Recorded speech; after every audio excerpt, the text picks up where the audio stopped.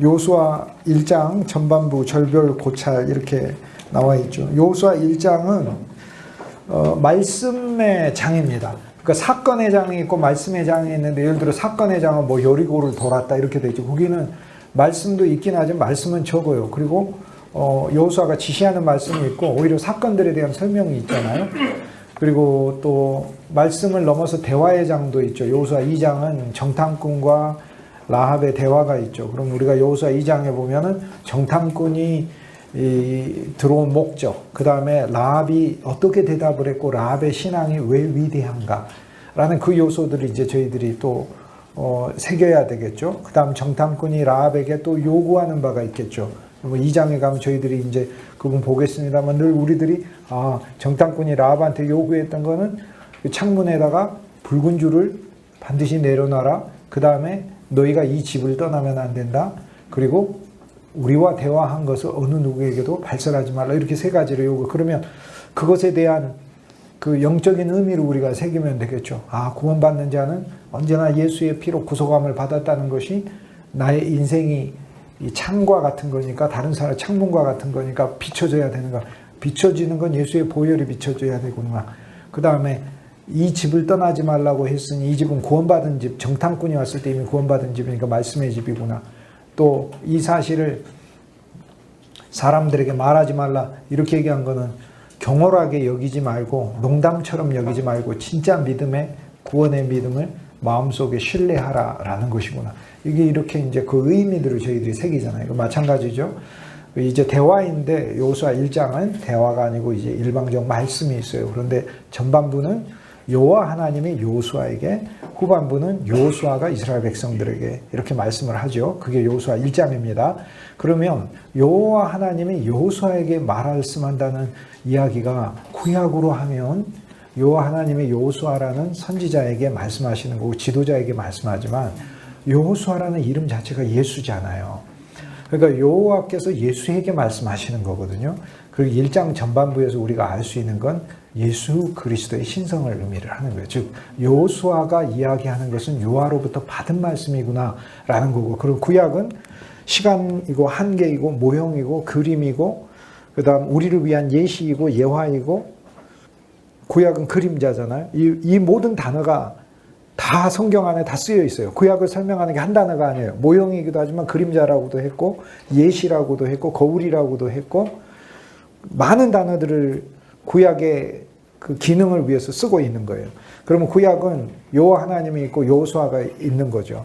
그런데 이것이 신약 안에서는 예수 그리스도 안에 하나님 말씀이 있는 거죠. 연합해 있는 거죠. 말씀이 하나님과 함께 있었고 이 말씀은 곧 하나님이시고, 그래서 여호수아 처음에 여호와께서 여호수아에게, 예수에게 말씀하는 건 예수님의 모든 말씀이 여호와의 말씀이구나라는 것을 우리에게 알려주고 있는 것입니다. 오늘 우리들이 그리스도 예수의 말씀을 모든 성경 안에서 다 접하죠. 근데 이제 신약 안에서 접할 때 예수님의 말씀도 하나님의 아들로 오셔서 하신 말씀이 아니고, 하나님의 아들은 예수님이 이 땅에 오신 여러 가지 신분 중에 하나라니까요. 그러니까 예수님의 신약의 말씀은 예수님 하나님의 말씀이에요. 그러며 동시에 하나님의 아들의 말씀이고 동시에 사람의 말씀이에요. 동시에 사람의 아들의 말씀이고 동시에 대제사장의 말씀이에요. 그러니까 한 가지 직임으로 하시는 말씀이 아니라고요. 예수님의 모든 말씀은 그 말씀 안에 그리스도의 모든 직임이 동시에 있으면서 우리에게 주고 계시는 말씀이에요. 그래서 이제 구약에서는 여호와, 여호수아 이렇게 떨어져 있지만 여호수아 1장에서 처음에 여호수아에게 여호와의 말씀이 임하는 것은 우리 주 예수 그리스도가 하나님의 말씀 자체이심을 나타내 보여주는 것이고, 1장의 후반부에 여호수아가 백성들에게 이야기하는 것은 즉 먼저 여호와에게 말씀을 받았으므로 오늘 우리들이 그리스도로부터 직접적인 음성을 듣는 신앙 안에 있다. 그거는 이제 성경을 떠난 음성 아닙니다. 그거를 자주 추구하시고 그러면 안 됩니다. 성경 자체가 그리스도의 음성이에요. 그리고 성경 자체로 정말 사실 충만하고 충분해요. 그래서 이 진리 안에 우리가 들어가야 되고, 저는 저보다 연세가 연만한 분들도 많이 있지만 요즘에는 새로운 어떤 소망이 하나 생겼는데, 제가 이 땅에 얼마를 살지 모르겠지만 내가 사는 날 동안에 진짜 하나님의 말씀을 많이 내 쪽으로 담아서 주님 앞에 가고 싶어요. 그래서 이제 세상 살다가 하나님 앞에 갔을 때 하나님이 저에게 무슨 말들을 많이 담아갖고 왔느냐 이렇게 보시면 이 세상에 허탄한 말들을 많이 담아간 게 아니고 정말 살아있는 하나님의 말씀을 내가 많이 담고 왔습니다. 여기 담는다가 지키다라는 뜻이에요. 구약의 지키다고 신약의 지키다 다 똑같은 지키다, 간직하다라는 뜻이에요. 왜? 말씀이 살아있으니까. 그래서 말씀을 많이 우리 안에 간직하면 그 말씀이 정말로 역사합니다. 말씀이 살아있으니까요.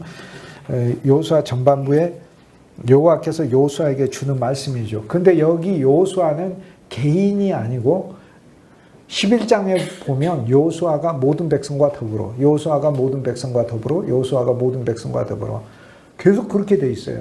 즉 여호수아가 모든 이스라엘과 더불어, 분명히 주어는 여호수아인데 모든 백성과 더불어 이렇게 돼 있어서 한 개인이 아니고 그리스도 예수와 우리가 연합된 거예요. 그래서 우리는 한 면에선 내 사모하는 주님, 이 주님을 보고 가지만 우리가 사역 안에서, 존재 안에서, 영혼 안에서 이 차원들을 뛰어넘는 가운데 우리가 알아야 될 것은 나와 그리스도가 하나 됐다는 거예요. 그래서 1장에 여호와께서 여호수아에게 말씀하시는 것은 예수 그리스도 안에 있는 나한테 주는 말씀이잖아요. 그리고 예수께서, 즉 여호수아께서 나에게 오셔서 이루시는 말씀이잖아요. 그러면 1장 1절에 처음 시작하면서 여호와의 종 모세가 죽은 후에 이걸로 시작하죠. 여호수아의 제일 첫 번째 단어는 죽음이에요. 그리고 모세예요. 죽음, 모세 이렇게 돼 있어요. 그 단어가 즉 모세의 죽음이에요. 모세의 죽음은 율법이잖아요. 쉽게 얘기해서 율법의 신앙이 죽은 후에 예수 그리스도의 새로운 생명의 신앙이 우리에게 살아난다라는 것을 이야기해요. 그래서 1장 1절을 통해 우리는 성도들에게, 우리 자신에게 예수 그리스도의 생명의 신앙 안에서 새롭게 주님을 바라볼 것을 권면해야 하는 것이죠. 새 생명은 진짜라니까. 나와 여러분이 갖고 있는 옛 생명도 진짜잖아요. 근데 사실 시간 안에서만 진짜잖아요. 왜요? 잠깐 있다 사라지는 소멸될 것이니까. 안개니까, 풀이니까, 땅의 먼지니까. 그래서 옛 생명도 우리가 느껴지는 거지만 한시적으로만 존재하는 것이고, 영원한 생명만이 진짜 이 세상에 영원히 우리 살아있는 실제잖아요. 예수의 새 생명은 진짜다. 언제나 주님 새 생명 주셔서 감사합니다. 새 생명이 우리 안에 역사하게 하소서. 새 생명은 하나님 말씀을 통해 자라납니다. 말씀이 영과 생명이니까. 그래서 우리의 사역은 성도들에게 정말로 하나님의 말씀을 다양하게 그리스도 안에서 가르치는 것이고, 그리스도를 전파하고 그리스도를 알리는 것이, 그것이 오늘 우리들의 설교가 되어야 되는 것입니다. 이 새로운 생명의 신앙으로 주님 우리를 초대하면서 모세가 죽은 후에 이렇게 돼 있어요. 모든 율법을 우리에게 알게 하시고, 이 율법이 그리스도 안에서 죽었다고 얘기하잖아요. 율법도 죽고 율법에 대하여 나도 죽었다고 얘기하는, 이중으로 죽었다니까. 죽음이 이중으로 처리됐어요. 한쪽만 살아있으면은 무언가 계속해서 날 건들겠는데, 재밌게도 로마서 7장에는 남편이 죽었다고 해요. 그러면서 여인이 새로운 남편에게 시집간다고 얘기하잖아요. 7장 4절에 너희도 이와 같이 그리스도 예수의 몸을 통하여 율법에 대해 죽임을 당하였다 이렇게 얘기를 하면서 1장 1절에서 3절까지는 남편이 죽었고 1장 4절에서는 신부도 또 죽었다고 얘기를 해요. 그래서 남편인 율법도 죽었고 신부인 우리도 죽었다라고 얘기를 하죠. 그리스도 예수 안에서는 율법도 죽었고 우리도 죽은 거예요. 근데 율법은 죽을 수밖에 없어요. 예수님 안에서 율법이 살아있을 수가 없어요. 예수님 안에서 새 율법이 살아있는 거예요. 새 율법은 예수님의 인격과 예수님의 신성과 예수 그리스도의 영원한 생명 자체가 율법이에요. 그러니까 구약의 문자의 율법은 새로운 율법의 모형일 뿐이에요. 부분일 뿐이에요. 그리고 율법은 1.1핵이라도 변화가 있어서는 안 되고 율법은 반드시 성취돼야 되기 때문에 이 율법의 신앙으로 우리가 신앙생활하면 예수님 못 만나게 돼 있어요. 왜 그럴까요? 예수님은 오리를 가자고 하면 십리를 가라고 이렇게 돼 있잖아요. 그런데 율법대로 살면 누가 나한테 오리를 가자고 하면 그 사람 보고 나에게 억울한 일을 한 것에 대해 배상하라고 해야 돼요. 그래서 율법대로 살 경우에는 예수의 말씀대로 살 수 없게 돼 있어요. 그래서 예수님이 하신 말씀이 이거예요. 너희가 모세를 통하여서는 눈은 눈으로 이는 이로 라고 들었으나 나는 너희에게 말하느니 생명과 사랑과 긍휼과 이것이 진짜 힘이 있고 이것이 예수 안에 옛날엔 내가 힘없다고 생각했는데 사랑과 생명과 긍휼과 하나님의 인자하심이 진짜 살아있는 것이고 이것이 사람에게 부여될 수 있는 것이고 이것이 사람들에게 공급되고 사역자 속에서 넘칠 수 있고 이것이 정말로 표현될 수 있는 것이고 이것이 능력이 있다는 것을 하나님 우리에게 알려주시기 위하여 그리스도께서 당신의 새로운 언약이 진짜 살아있는 것이고 능력 있는 것이라는 걸 우리에게 믿게 하시기를 원하거든요. 그러므로 오늘 우리들은 새 언약의 사역자들이기 때문에 율법의 사람이 아닌 거죠. 그리고 율법은 형제들에게 피해를 끼쳤을 때 다시 배상할 때 5분의 1로 갚으라고 돼 있어요. 5분의 2 갚으면 안 돼요. 더 많이 줘도 안 된다니까요. 정확히 지켜야 되니까 5분의 1을 갚아야 돼요. 5분의 1을. 안 된다고요. 그러니까 그리스도의 법은 그게 아니잖아요. 그래서 예수 그리스도의 계명 자체의 삶은 그런데 그리스도의 계명은 구약의 율법도 그렇고 예수의 계명도 그렇고 사람이 이룰 수 없는 법이에요. 하나님의 마음을 알려주는 것이고 구약의 율법은 이제 로마서 7장에 대해서 율법의 용례에 대해서 제가 이미 로마서 강의에서 여러분에게 말씀을 증거했습니다. 그런데 율법은 하나님의 마음이 어떠한가를 우리에게 알려주는 것이고 또 율법을 통하여 하나님께서 우리를 심판하고 계신다라고 얘기를 듣잖아. 아, 율법을 통해 하나님 나 심판하고 계시는구나. 이미 탐내지 말라라는 계명이 너는 탐낸 사람이야 라는 거를 선고하는 말씀이지 탐내지 말라 계명 보면서 내가 탐을 내는 삶을 살았나 안 살았나 점검하라는 게 아니거든요. 율법은 나로 하여금 나의 입술을 막고 나의 입을 막고 하나님 앞에 죄인됨을 고백하게 하는 거예요. 그래서 바울이 탐내지 말라 계명이 아니면 내가 탐심을 알지 못하였습니다 라고 얘기를 하는 거예요. 그래서 하나님이 우리에게 율법을 이야기한 건 그 계명을 가지고 내가 이랬나 저랬나 라는 나를 점검하라는 말씀이 아니고 그 계명을 제가 철저하게 어긴 사람입니다라고 죄인으로 주님 앞에 서야 한다는 걸 얘기를 하는 거죠. 그러면 예를 들어 살인하지 말라 계명을 줘서 나 살인 안 했는데 안 죽였을 수도 있잖아요. 여러분이 세상에 살면서. 그러면 살인하지 말라 계명을 보고 이제 점검을 하는 거죠. 내가 살인을 했나 안 했나. 너는 안 했는데 이렇게 하라는 게 아니고 예수님 그랬잖아요. 마음에 미워만 해도 살인했다고 하니까 아 주님 그렇습니다. 살인하지 말라 이 계명을 통해 나는 하나님 앞에 하나님의 사랑의 사람으로 살지 못한 사람임을 주님 앞에 회개합니다 라고 이렇게 율법의 용례가 그렇다. 새로운 생명의 신앙으로 들어가기 1장 1절에서 모세가 죽은 후에 우리는 그래 이 말씀을 통해서 많은 성도들에게 우리 자신에게 하나님의 사랑의 새로운 생명 안에 살 것을 권면해야 할 것입니다. 모세의 수종자 눈의 아들 요수아에게 모세의 수종자죠. 수종자라는 이 이야기를 통해서 즉 율법 아래 갈라디아서 4장에 보면 예수 그리스도께서 율법 아래 나셨어요. 율법 아래 태어나시고 왜냐? 율법을 성취하셔야 되기 때문에. 율법을 성취하셔야 되는 이유는 하나님이 우리를 만나는 첫 번째 방법이고 첫 번째 방법을 통해서 우리를 심판하시기 때문에 그래서 그리스도 예수는 십자가에서 우리의 심판을 받으셨잖아요. 우리와 연합하여 받으시고 먼저는 사실 본질상으로는 우리를 대신하여 받으셨잖아요. 그러나 영원 가운데서는 우리는 그분과 함께 그때 죽었잖아요. 그렇기 때문에 하나님 안에서 그리스도를 통하여 우리가 심판받은 것이죠. 결국 예수 그리스도는 율법의 모세의 수종자라고 하는 것은 사실 모세를 지은 분이신데 우리 때문에 할 수 없이 그 율법을 준수하는 인간으로 이 땅에 오신 거죠. 하나님이 사람에게 율법을 줬는데 이 율법을 함부로 치워버리고 내가 새로운 생명이야. 예수님조차도 그렇게 오실 수 없다는 거예요. 하나님이 율법을 줬기 때문에 이 율법을 인간 중에서 성취를 해야 돼요. 누군가. 그런데 우주적으로 한 명도 성취할 수가 없어요. 구약에 온전한 노아가 있다는데 온전한 욥이 있다는 그 그리스도를 기준하여 온전하다는 거예요.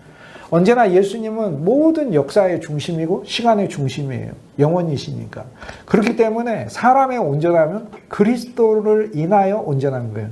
즉 노아가 예수 그리스도를 믿는 믿음 안에 살았다고 얘기를 하잖아요. 히브리서 11장에 아브라함도 그리스도를 통하여 받는 성을 소망 가운데 살았다고 얘기하고 모세는 애굽의 모든 영광보다도 예수 그리스도를 위하여 받는 고난을 더 소중하게 여겼다고 하잖아요. 우리가 이제 알아야 될 것은 믿음이라는 것은 우리가 생각하는 것처럼 진짜 단순한 게 아니에요. 이 믿음이라는 것은 어디서부터 처음 시작이 된 창세기 3장에 타락한 인간이 하나님으로부터 여인의 씨의 약속을 받을 때부터 그때 믿음이 시작이 돼요. 다른 건 선물이에요. 예를 들어 네가 일을 하면은 가시가 나고 엉겅퀴가 나고 땅이 그렇게 내고 네 얼굴이 땀을 흘리고 수고를 하고 소산을 먹으리라. 하나님의 이 말씀을 해주지만 이 말씀은 예를 들어 가시도 있고 엉겅퀴도 있고 열매도 있다. 이것은 어느 한 면에 있어서 사람이 그것을 믿는 게 아니고 그건 나한테 저절로 일어난 현상이에요. 아니 내가 땅이 가시와 엉겅퀴를 낼 거라고 믿어야 내는 게 아니고 그냥 현상이라고 낸다고요. 그런데 하나님이 거기에 인간에게 믿음을 필요로 한 어떤 약속 하나를 주었어요. 여인의 씨예요. 여인의 씨가 와서 이긴다는 거예요. 그래서 이 히브리 사상은 뭐냐면 하나님을 믿는 게 아니고요. 하나님이 여인의 씨를 보내서 여인의 씨로 다 해결한다는 것을 이야기를 해요. 여자의 씨로.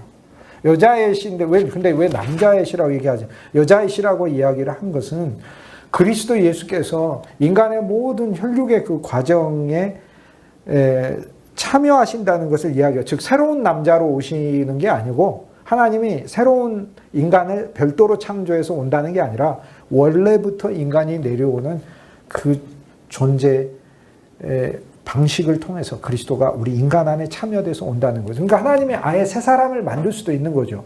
만들어서 우리한테 보낼 수도 있지만 새 사람으로 예수님이 오셔가지고 우리 가운데에서 죽으시면은 그러면 또 우리하고 같은 게 안 되는, 우리 혈육에 참여가 안 돼 버리는 거예요. 우리 혈육에 참여하지 않은 새로운 혈육을 가진 분이 오시는 거죠. 그러나 예수님이 우리 혈육에 참여하셔야 되는 이유는 나와 여러분의 혈과 육으로 겪는 모든 고난까지도 다 지시려고. 제일 달콤한 이유는 그거. 제일 영광스러운 이유는 우리의 혈과 육에 참여하셔서 혈과 육에 있는 사망을 잡으시고 우리의 혈과 육에 영원한 생명을 넣으시고 그리고 우리가 혈과 육을 가지고 사는 동안 그분의 도구가 되게 하시고 영광이 되게 하시고 나중에는 영원한 생명의 실제가 되게 하고 그래서 사실상 예수님 안에서는 제약이 없게 만드시는 거예요. 내가 혈이 있든 육이 있든 본성이 있든 내 육체의 표현이든 제약이 없는 거예요. 그리스도를 만나선 내가 혈육이어도 상관이 없는 거고 내가 시간이어도 상관이 없는 거고 예수 그리스도 안에서 너무 놀라운 일들이 일어난 것이지요. 주님께서 율법의 수종자로 오셨다는 그 이야기는 결국 우리를 위해서 오신 것이죠. 왜 하나님이 우리를 만나는 방법이 첫째 율법을 통하여서 하나님은 오늘 우리들의 죄성을 드러내시고 우리를 심판하시는 거죠. 그런데 사실 율법이 처음이 아니잖아요. 로마서 4장에 율법이 있기도 전에 아브라함에게 율법보다도 먼저 하나님의 믿음으로 의롭다 하셨다라고 얘기를 하며 율법의 길이 첫 번째 있었던 길이 아니고 믿음의 길이 첫 번째 있었다. 그래서 원래 하나님은 믿음의 길을 정하셨다. 그런데 인간이 범죄함으로 말미암아 인간 속에 남아있는 그 뿌리 깊은 죄악의 본성이 얼마나 깊은지를 율법을 통해서 우리에게 계시하시고 또 율법을 통해서 하나님의 뜻도 계시하셔요. 우리가 어떤 존재가 되기를 원하시는지 그 뜻도 계시하셔요. 그런데 하나님은 뜻을 계시하고 네가 이루라 이게 안 된다는 거냐. 하나님과 인간의 질적 차이는 하나님이 하시는 말씀을 우리가 이룰 수가 없어요. 그건 우리가 강아지를 여러분이 아무리 많이 사랑해도 강아지 보고 너 우리 아들 대신에 수능 시험 보고 와라 이렇게 얘기하는 거하고 똑같아요. 차라리 강아지가 노력해서 수능 시험 보는 게 인간이 율법을 온전히 성취하는 것보다 더 쉬울 수 있어요.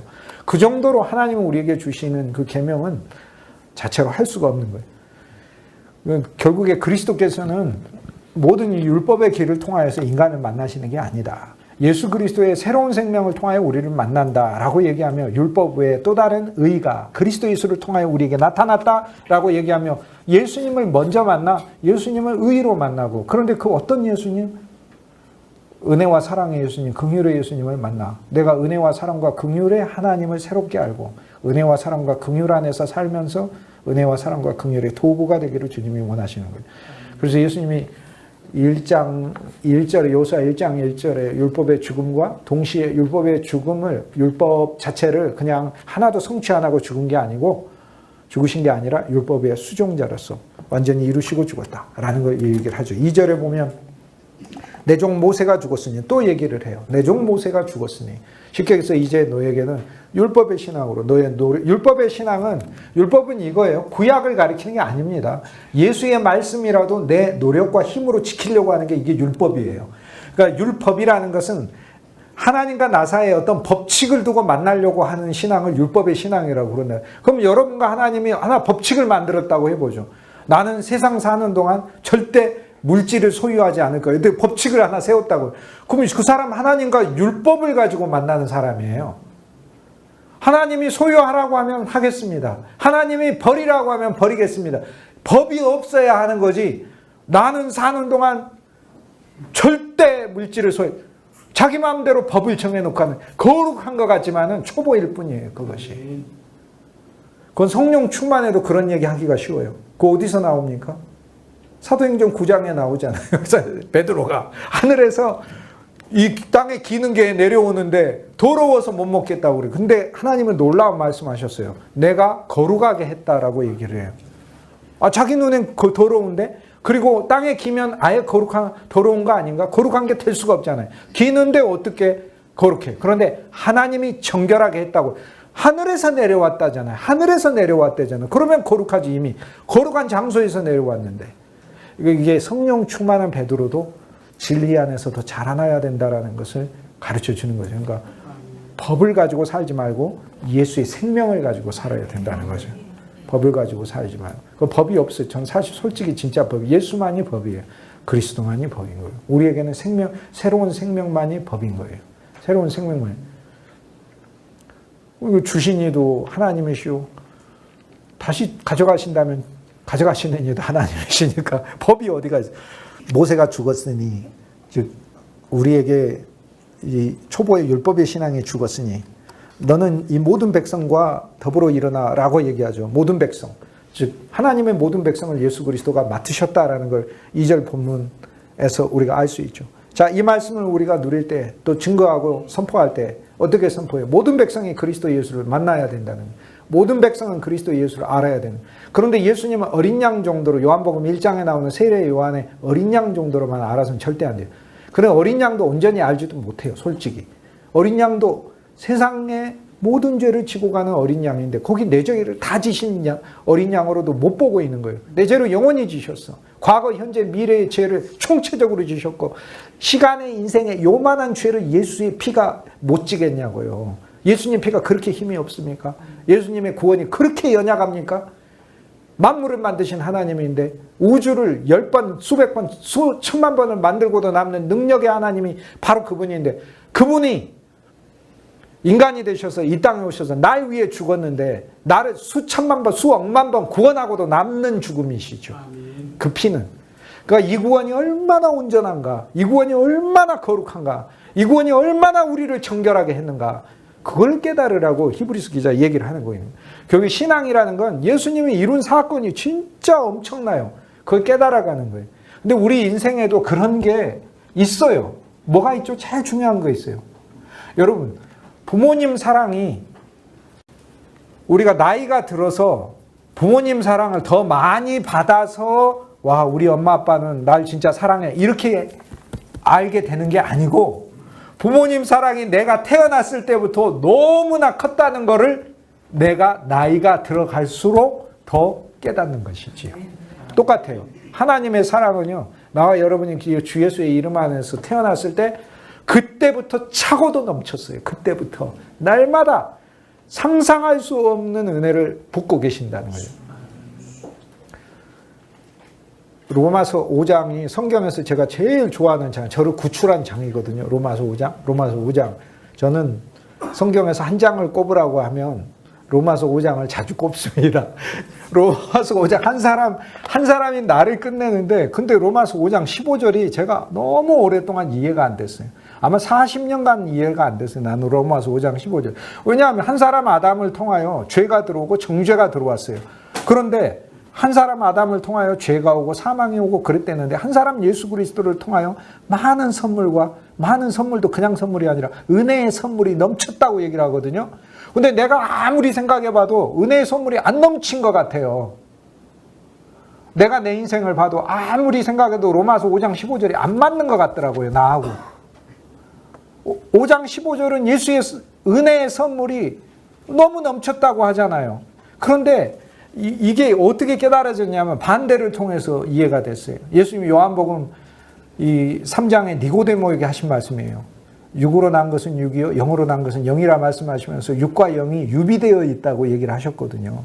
즉 쉽게 얘기해서 뭐 우리가 출생할 때 출생과 영적인 출생이 비슷하니 우리가 태어날 때도 모르잖아요. 그러다 마찬가지로 우리가 예수 안에서 거듭났어. 우리도 모르는 순간에 언제 거듭났어요. 나는 그때 거듭났어. 이렇게 말하시는 그분은 그거 진리가 짧은 소리예요. 진작에 거듭났는데 거듭났다는 사실을 그때 깨달은 것이지.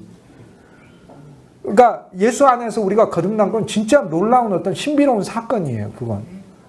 어디서 로마서 5장 15절 말씀이 해결되냐면 아니 아담의 은혜는 아담의 예수의 은혜가 아니라 아담의 은혜가 너무 이해가 잘 되는 거예요. 아담은 내가 아담한테 지불하지 않아도 내가 아담의 후손인데 아담은 나한테 매일 절망을 그냥 주더라고요. 퀵 배송을 해주더라고. 매일 그냥 비용 지불하지 않았는데도 매일 절망을 배송해주고 매일 염려를 배송해주고 매일 불안을 배송해주고 매일 죄악된 심령을 배송해주고 매일 불신을 배송해주더라고요. 택배로. 그것도 제일 먼저 와요. 제가 아마 오랫동안 여러분보다도 제일 먼저 새벽에 택배 받는 사람이었을 거예요. 율법의 믿음조차도 약했으니까. 근데 예수의 은혜가 넘쳤다는 게 이해가 안 가요. 나는 아담의 은혜가 넘쳤다면 오히려 이해가 가더라고. 아담은 너무 은혜로워. 너무 매일 불신을 주고 너무 매일 염려를 주고 아담의 은혜하고 사탄의 은혜가 넘친다는 그거는 너무나 이해가 잘 가요. 사탄은 정말 은혜로워. 사탄은 그냥 내가 요구하지도 않았는데 내 인생을 파멸하려고 하고 사탄은 내가 원하지도 않았는데 아주 열심히 노력하고 있어요. 매일매일. 근데 도대체 예수님은 뭐 하시나 이런 생각이 드는 거예요. 그때 안 거예요.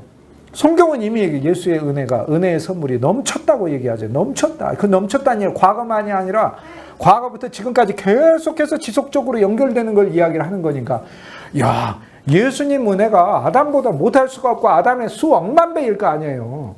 수억만 배의 은혜가 강처럼 나한테 넘치고 있었는데 내가 몰랐구나라는 사실을 그때 깨달았어요. 야, 그래서 그게 알아진 순간 도처에 그 신명기에 이스라엘이여 너는 행복자로다라고 얘기하는 그 모세의 이야기가 그제서야 이해가 됐어요. 이스라엘은 그럴 거 아니에요. 우리가 뭐 행복한 사람이에요.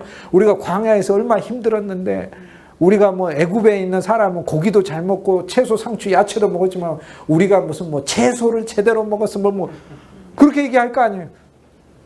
이집트에서는 피라미드도 있고 문명도 좋고 도시도 있고 화려하고 그런데 거기 사람들은 집도 무덤이 그 정도로 화려하니 잘 사는 사람들은 얼마나 잘 살았겠어요. 세계 최고의 과학기술 문명인데 근데 우리는 뭐 광야에서 초막 짓고 행복하긴 우리가 뭐 행복해요. 그렇게 이스라엘 백성들이 말할 수 있잖아요. 세상을 기준으로 말을 하면. 그런데 모세가 뭐라고 얘기해요? 이스라엘아 너는 행복자로다.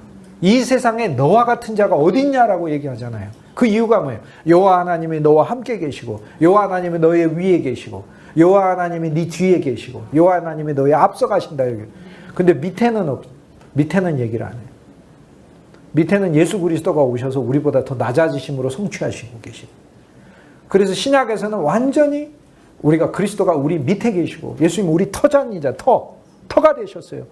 반석이 되셨잖아요. 반석 위에 집을 짓잖아요. 내 인생의 집을 짓잖아요. 사도행전 17장에 빌립보 감옥의 간수에게 바울이 한 얘기가 뭔 줄 아세요? 감옥에 갇혀 있지만 간수를 전도할 정도의 놀라운 신앙이 되는, 육신적으로는 연약한 사람이야. 육신으로는 간수가 풀려 있지만 영적으로는 영이 실제니까 실제로는 바울이 자유인이잖아요. 진짜 구원은 누가 받아야 되는? 간수가 받아야 되는 거예요. 간수가 그러니까 바울을 보고 이야기해요. 내가 무엇을 해야 구원을 얻으리까? 라고 얘기하잖아요. 그때 바울이 구원받아야지. 세상적으로 말하면 감옥에서 풀려나야지. 그런데 그런 건 아무것도 아니니까. 진짜 영원한 자유는 그리스도를 통하여 받았기 때문에 그때 바울이 간수에게 해주는 말이 그 유명한 얘기 아니고 주 예수를 믿으라 그리하면 너와 내 집이 구원을 얻으리라. 그런데 헬라어 원문에 보면 주 예수 예수를 믿으라가 전치사가 다양하게 쓰이는데 그때 쓰이는 전치사는 다른 데서 안 쓰인 전치사가 쓰여요. 요한복음에서 예수를 믿는다에 쓰이는 전치사 에이스, 안으로라는 전치사가 많이 쓰이고 다른 복음서나 서신서 안에서는 N이라고 하는 예수 안에 믿는다가 많이 쓰여요. 예수 안에 믿으라. 또 요한복음은 예수 안으로 믿으라. 그러니까 더 들어가야 되는 거 얘기하는데 사도행전에서는 에피라고 하는 예수 위에 믿으라고 얘기를 해요. 네 인생을 예수 위에다 설계하라는 뜻이에요. 네 인생을 예수 위에 새로 지으라는 말이에요. 그 말이거든요. 예수 위에. 그리스도 위에. 그래서 예수님이 어쨌든 우리 밑이 되셔가지고 근거가 되셔가지고 오시는 거죠.